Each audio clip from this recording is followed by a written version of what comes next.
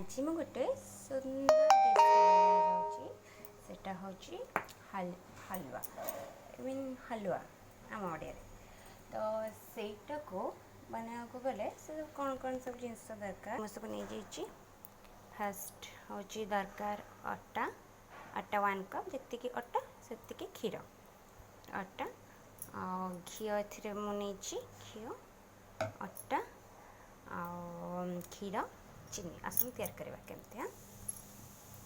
तो फास्ट आम कौन करवा ना गैस ऑन करिया गैस ऑन करी पैन टा बसईदे पैन रे गोटे चम्मच घी पकई देछि तापरे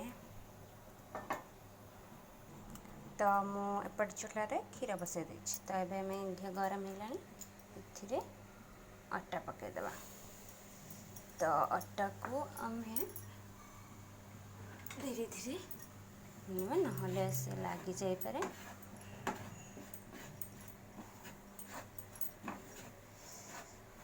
बहुत सुंदर टेस्ट लगे खाई मैंने भी कहे केमती सब कादे आपण मैंने सुजी रे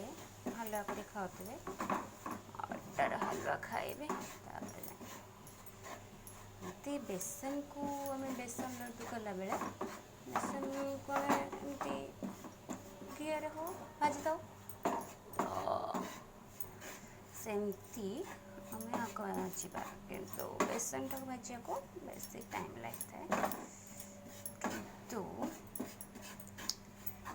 यहाँ आम बहुत शीघ्र भाजिकी सॉरी आम लगातार आपको भाजा पड़ो न भाजिले से तले लग जहाँफल जमा भी भल लगे आमको लगे आमको लगातार गोलिया पड़ो अटाटा बहुत शीघ्र लग जाए ना तो कलर देख पार्टी कलर धीरे धीरे चेंज हो